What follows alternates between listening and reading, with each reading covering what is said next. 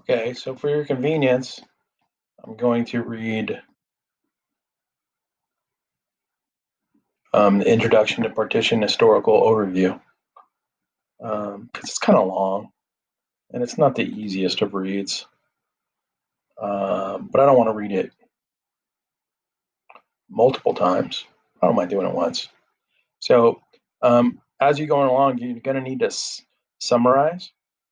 So every time I say pause, go ahead and pause it and then write the first sentence, and the second one, and the third one. Okay, and I think it'll be about 3 paragraphs or so, then pause. Here we go. Introduction to Partition Historical Overview.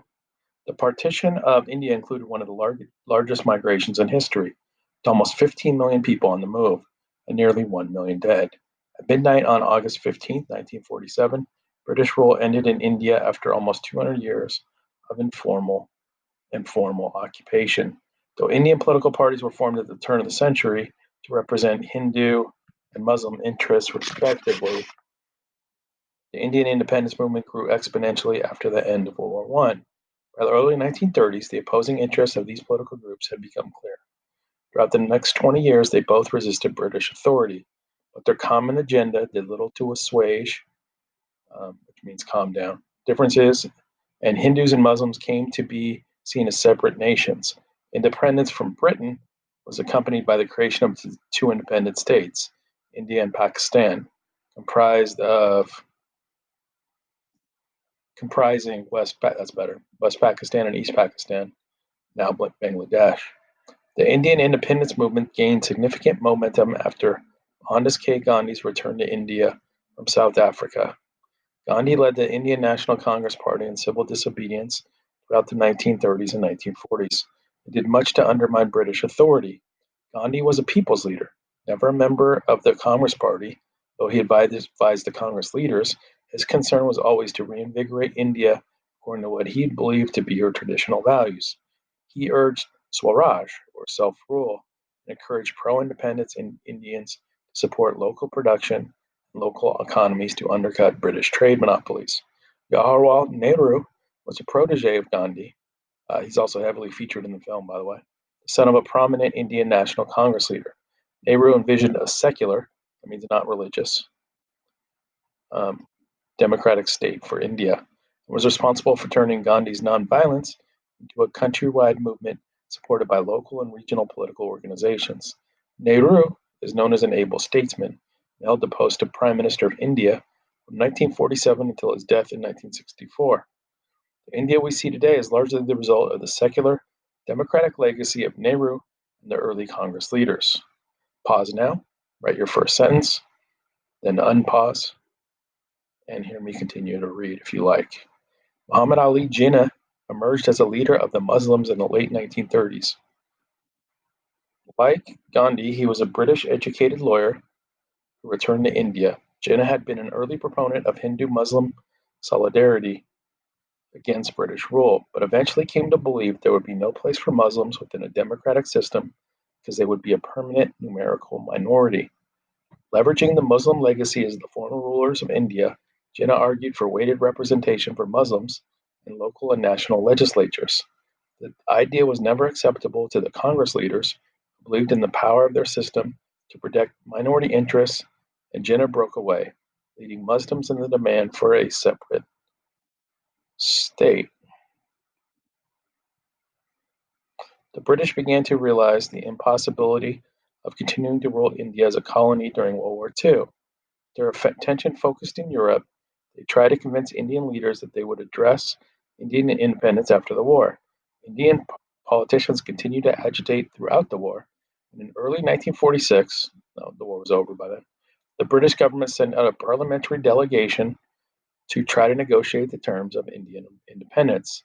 Cabinet mission, as it was called, was unable to devise a solution that was acceptable to both Congress and Muslim League leadership, but authorized the formation of a Congress only interim government that was to hold power until the official transfer of power. In March of 1947, the British government dispatched Louis Mountbatten to orchestrate an acceptable scheme for transferring power between June 1948, before June 1948. Mountbatten soon realized the fragile state of relations between the Hindu and Muslim communities and feared a breakdown of law and order into rioting and violence. He accelerated the timetable for the transfer of power, then it wouldn't be Britain's problem, and on June 3rd, 1947, announced a partition plan to which the Indian National Congress, Muslim League, and Sikh leaders, whose homeland of Punjab was said to be divided, had agreed upon. Let's do one more. Under the accelerated timetable, the transfer of power was to take place on August 15, 1947. Two states were to be created. India comprised the territories of British India, and the vast majority of the hundreds of princely states would accepted British authority. Pakistan was divided into east and west wings, comprised of Muslim majority territories.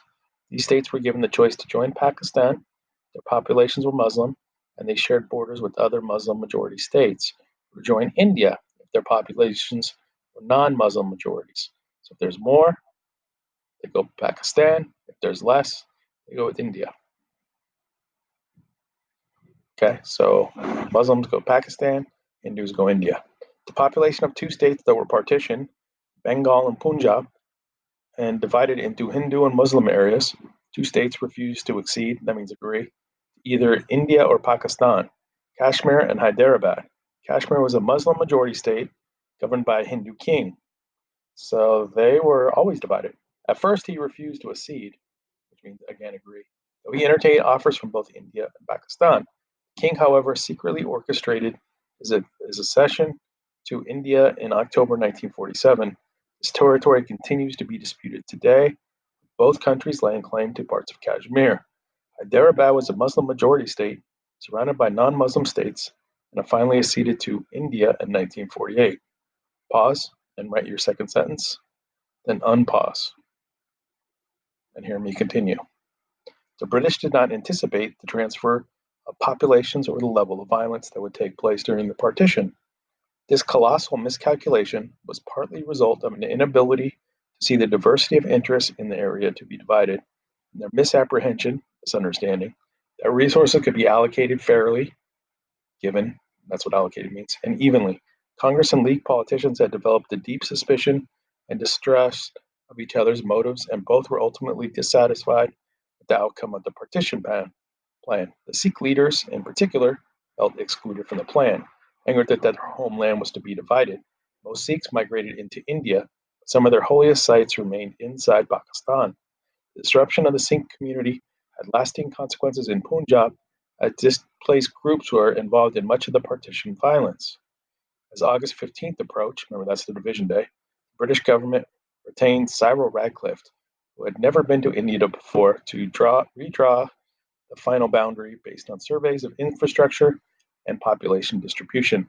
Tensions between groups on both sides of the border grew as partition approached, with eruptions of violence throughout North India, from Calcutta in the east to Rawalpindi in the west.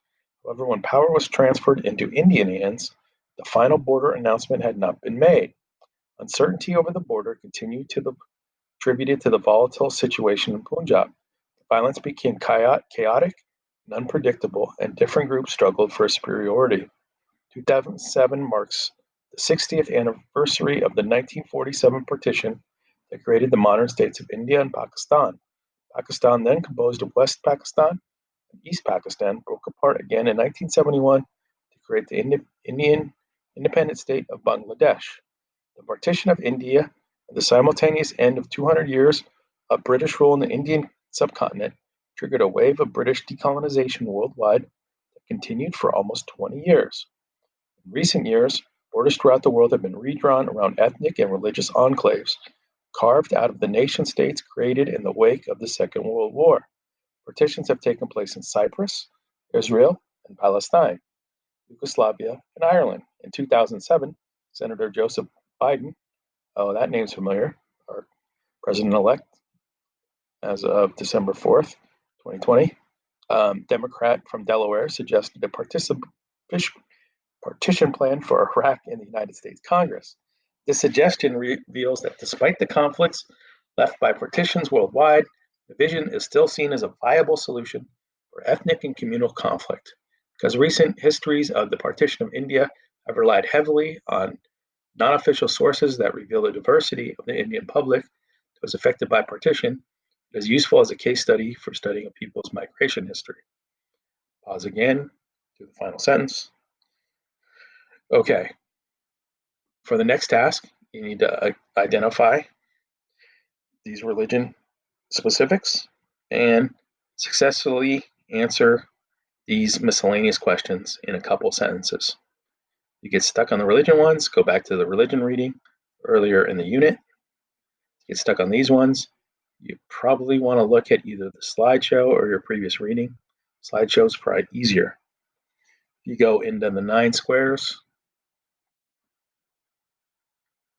you can find documents like world religions chart.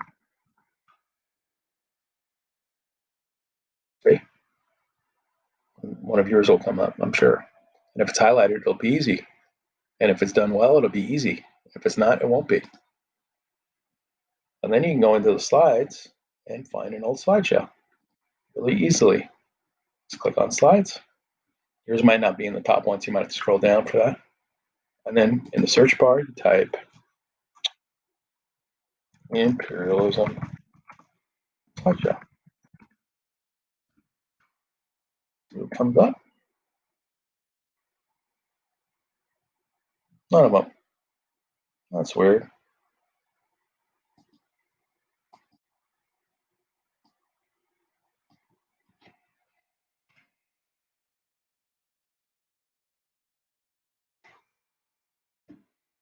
There it is. Huh. Maybe I didn't call it slideshow. It was just PowerPoint. Anyway, it's in there. You should be able to find both. That concludes this video. I hope that reading was helpful for you. And I hope it wasn't too long and it'll work. I think so. It should be on YouTube. Hopefully it helps.